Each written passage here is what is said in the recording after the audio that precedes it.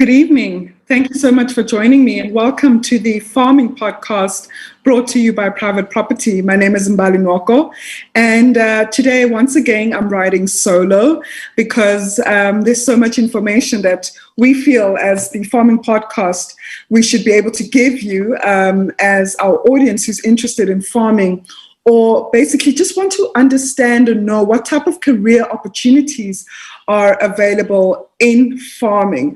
Time and time again, I receive a number of requests from graduates, from professionals who want to explore career opportunities in farming, but just don't know where to start or who to approach. And on tonight's episode, I'm just going to run down some of the top 5 career opportunities that yourself as an individual can take advantage of based on your expertise or background, your skills or your knowledge that many farmers can benefit from. And this also speaks to a number of challenges that farmers face time and time again in the industry when they need to grow their businesses or grow their agribusinesses in that matter. So in this evening's topic, we're talking about careers that you can find in agriculture. This is not an extensive or exhaustive list, but it's just some of the top 5 careers or business opportunities I think one can pursue that could definitely benefit farmers and that you could take advantage of and turn into a business at the end of the day. But before I get into the top 5 list, I just want to encourage you to continue to like, share, and comment on our podcast every single week, which is obviously aired every Tuesdays and Thursdays at 8 p.m. And post the live, we are available on our Private Property YouTube channel under the Farming Podcast playlist, where you can really catch all the episodes and binge watch on titles that you feel speak specifically to your need. And also, we have the Sherlock Holmes competition. All the details are available on the website. There are weekly prizes to be up for grabs. And please take part in the competition. Flex your Sherlock Holmes or investigative skills, if you will. So enjoy the competition, enjoy the riddle that is out every week. And like I said, the information is available on our website. And lastly, if you have any property interests, concerns, or want to find out a number of things, whether you're buying a home or you are selling a home, or just want to understand how the property industry works, the Farming Podcast is not the only podcast available on the Private Property channel. However, we do have a live Private Property podcast every single day at 7 o'clock, as well as the first time home buyer show available every Wednesdays with SD, and the live podcast is with Summer. And over the weekend we have a private property show that you could watch during midday. So again, all these videos are available on our YouTube channel. So if you've got nothing to do over the weekend, I'm sure our YouTube channel is one that you could stay fixated on and binge watch on all the episodes that we have available. But getting on to today's topic, once again, it's all about careers in farming, and I must put that disclaimer once again that this is not an exhaustive list. However, it's just some of the top 5 opportunities that I believe individuals can definitely take advantage of, whether you want to become an employee or use your skills and experiences and transfer that into a business and assist farmers based on the needs that they currently based on the challenges that they currently face in their farming enterprises. So first of all, I'm going to talk about marketers.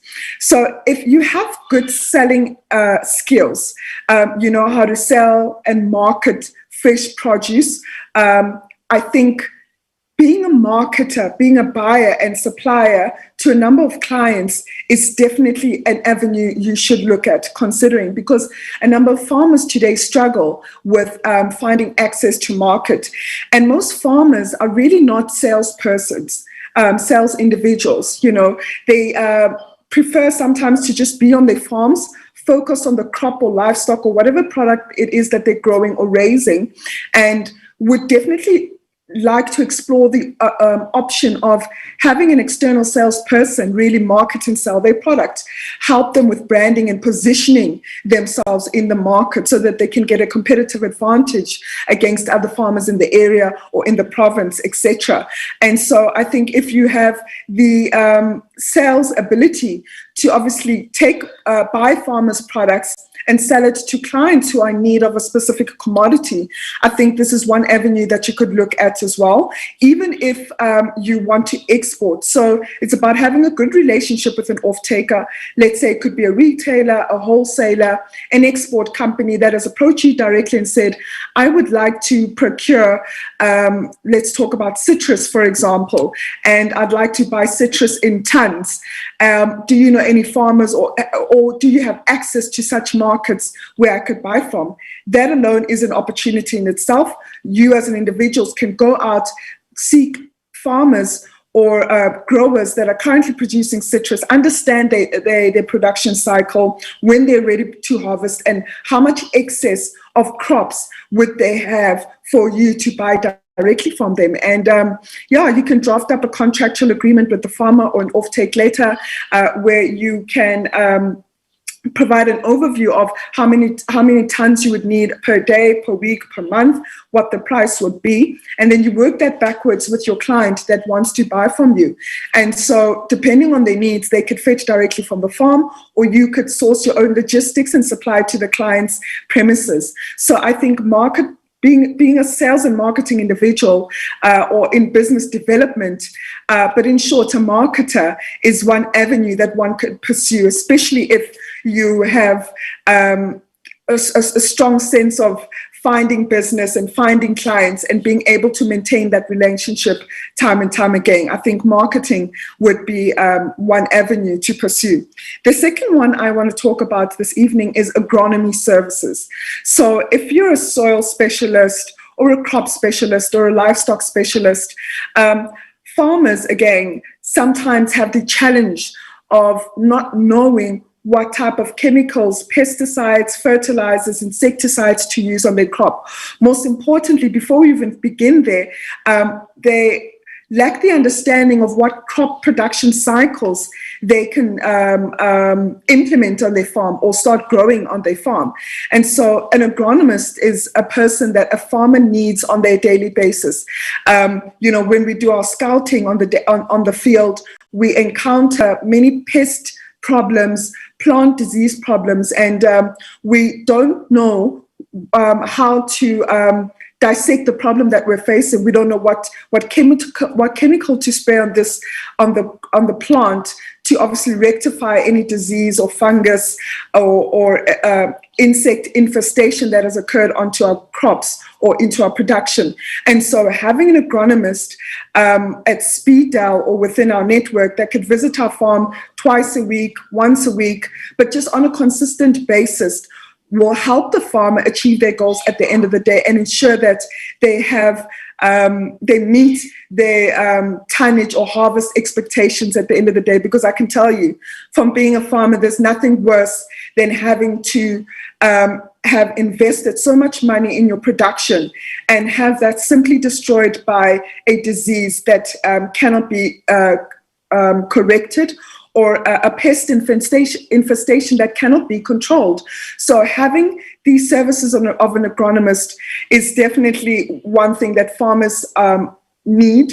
And the target market as well for that is alongside small-scale farmers or mid-sized farmers, especially who don't have support.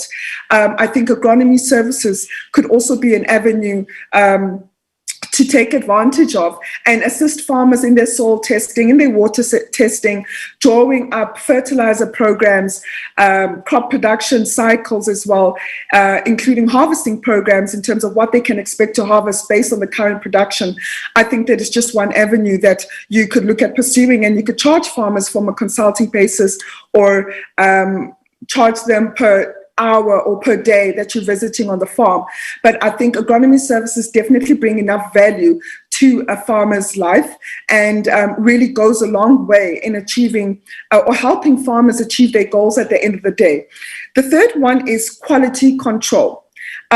Previously, I had a conversation with Davi Visser on a few episodes in this podcast, and he mentioned that one other problem why off-takers are really reluctant to work directly with farmers is because farmers sometimes do not meet the spec of the product, or the quality of the product once it's being delivered to the client is not up to standard as per contractual agreements. And so that results in the product being rejected by the client. And at the end of the day, the farmer loses out on money. So if you've got expertise in quality control, understanding what customers want, the crop spec, you could provide those services to the farmer so that once they start harvesting, you can ensure that from the field into the pack house, the product meets the spec. The product meets the spec from a weight, from how the look and feel of the product based on what's been based on the contractual agreement. The product also meets the right temperature measurement as per what the client wants.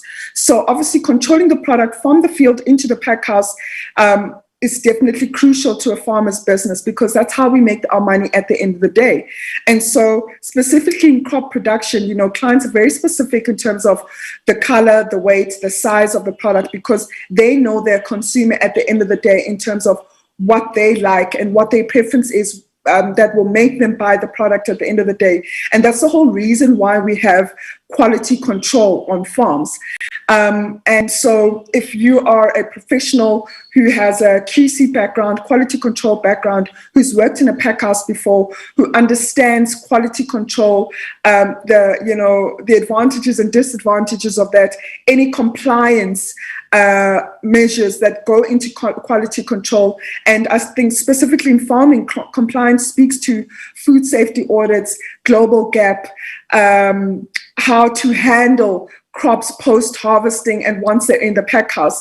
So, that list is quite detailed. And again, farmers can't keep control of this. They need the assistance from a quality control individual or a professional who could help them in ensuring that at the end of the day, their crop meets the client's spec, and that's how they're able to make the money at the end of the day. And in my conversation with Davi Visser, he mentions a number of these things, and which obviously results in a successful sell at the end of the day. And this is what you as a marketer will also need to ensure, so that once you're buying from the farmer, the product meets the spec, it is satisfactory to what your client wants, and that's how you'll also get commission throughout that sale. So I think quality control is quite a critical component in any farming production. Fourth, I'd like to mention being an extension officer.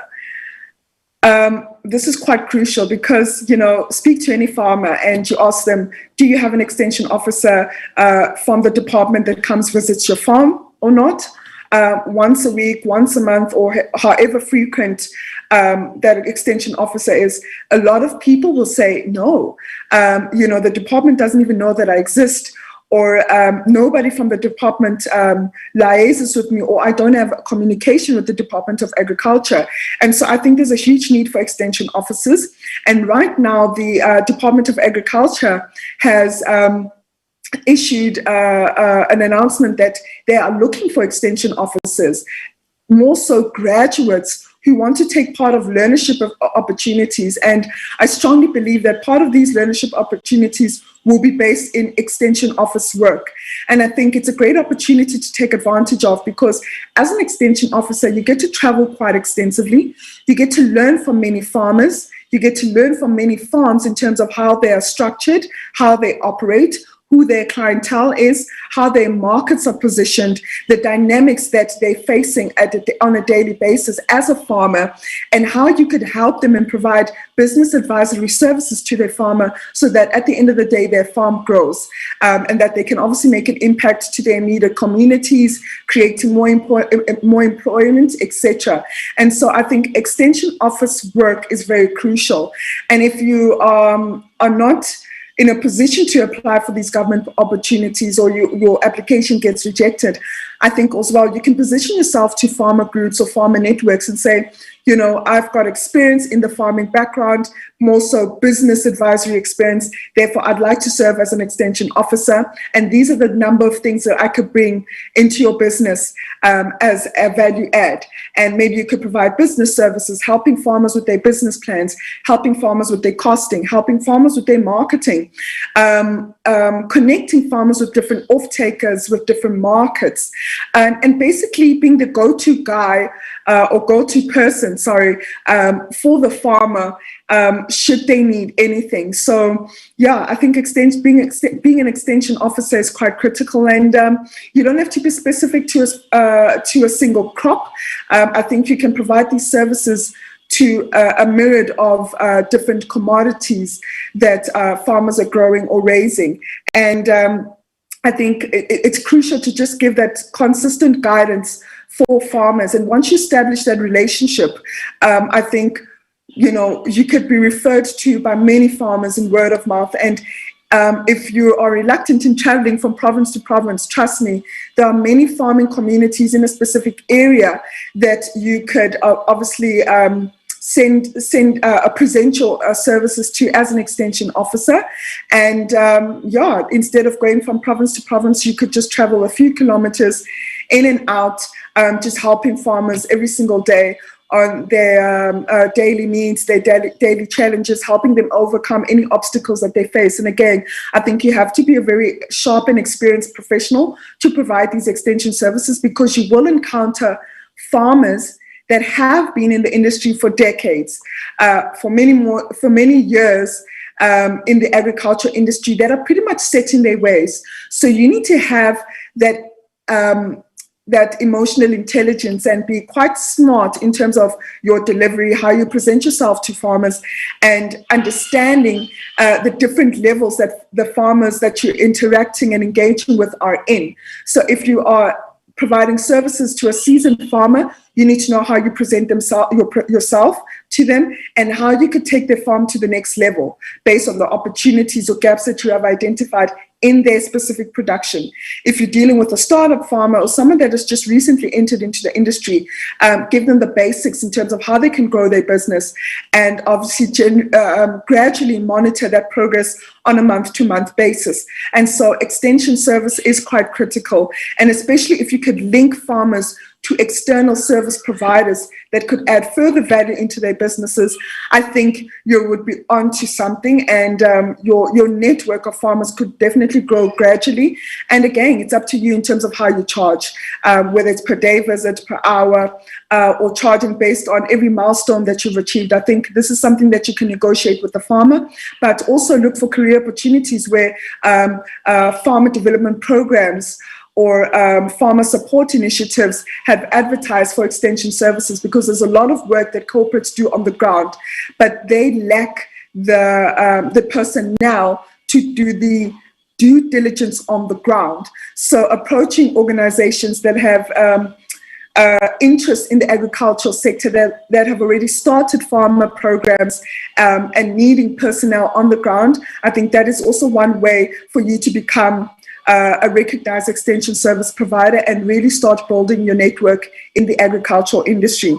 And lastly, I think this is obviously critical or crucial to any business, especially in the farming community, because time and time again we hear that farmers are not keeping up-to-date financial records. Farmers do not know the cost of production for their products or services, and that is why they fetch low prices for their products in the market. And so one last opportunity or career opportunity that I think one can pursue is providing financial management services to agribusinesses or to farms. Again, farmers are set in their ways. They might have outsourced their accounting function to other accounting firms. But for those that cannot afford, I think providing your expertise as an accountant, as a bookkeeper, is just to manage farming records, manage farm records, and providing monthly management accounts. Again, in our industry, access to finance is a big thing. And the number one reason as well why many financial institutions reject farmer applications is simply because the farmers do not keep accurate financial records, or they actually just don't have.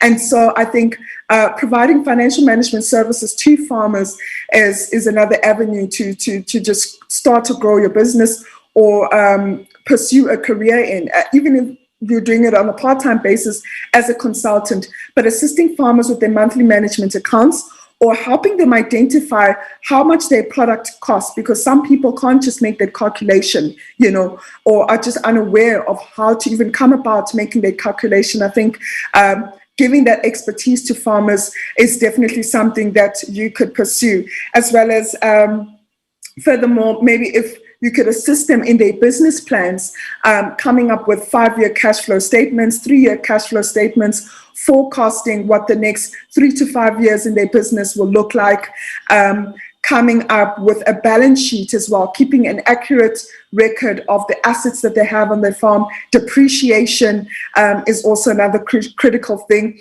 and helping farmers to just with their VAT returns or their VAT submissions. I think that's also just one avenue or a basket of services that you could provide to farmers from a financial management view or an accounting view. So, yeah, I think providing these services for a farmer would obviously go a long way and show value. At the end of the day, when a farmer is saying, I'm currently in discussion with a funding company or private investors, help them also determine the value of their farm and how much equity they can give away. These conversations are key. And again, remember that farmers are also just individuals.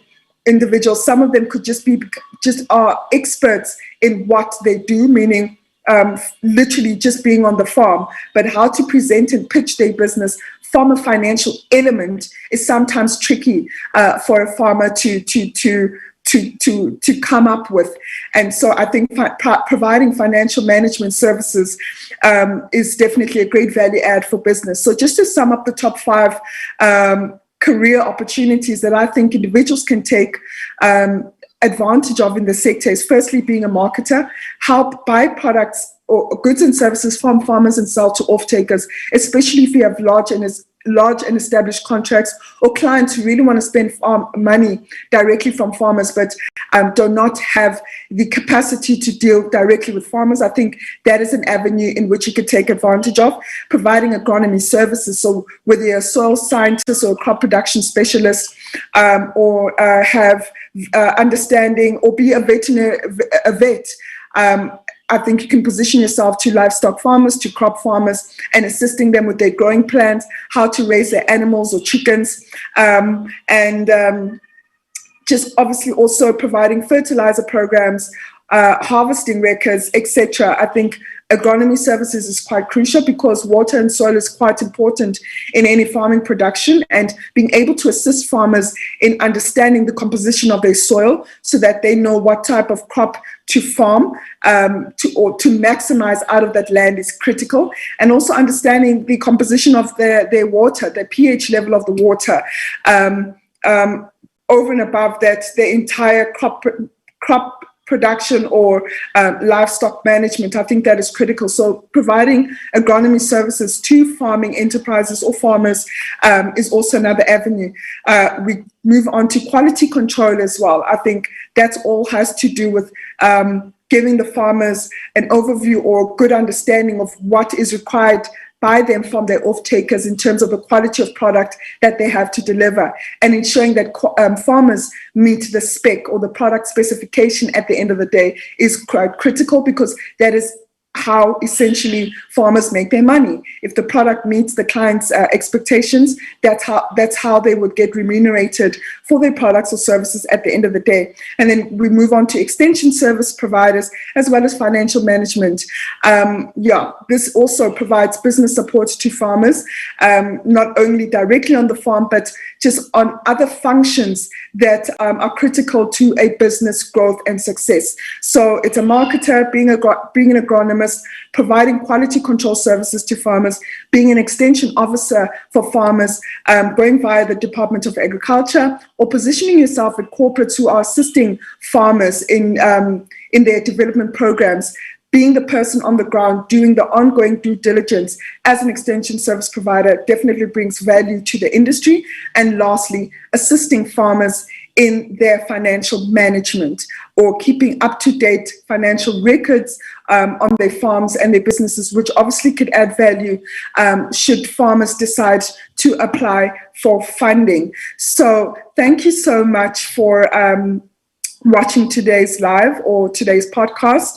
I really hope it was valuable. And if you have any questions, please continue to ask. I see it's been very quiet these past weeks, so I'm not sure if our topics are just well explained throughout the podcast, or you're just deciding to catch the interviews on our YouTube channel. But it's been quite quiet, and I would love to hear from you. Keep engaging, especially once the podcast is live, because you get live feedback and immediate feedback. But nonetheless, if you prefer to ask your questions post the podcasts, you're more than willing to do so, and I will do my best to respond accordingly and make sure that at the end of the day, I provide value in your farm that you're looking to start up, in your farm that you're currently growing, or just any type of businesses within the agricultural value chain that you are looking to pursue. Thank you so much for joining, and we'll be in touch on Thursday. Hopefully we can have a guest as well, but nonetheless, this is good night from me, and stay home and stay safe.